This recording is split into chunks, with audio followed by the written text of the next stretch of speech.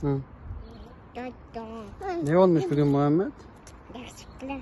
Yakışıklı mı olmuş? Sen yakışıklı olmuşsun. Ha canım, ben de yakışıklı olmuşum. Evet. Kızım benim. Muhammed, Git dolu. ablamla öpsene. Öp. Öpsene. Öpsene. Sen Öp. ismi? Maşallah. Sen de öpsene. Canım canım. Ben Ha? öp. Bana bayramlık öpüşme kardeşlerim. Sen de öpsene. Öp. Muhammed ne öp öp. Ay Ben maşallah. öp. Öp. Kızı da. Git dolu. Canım canım. Maşallah. Maşallah. Maşallah. Ela öpmedi, Ela ablam öpmedi, Ela Tomris öpmedi, Tomris Ela öpmedi.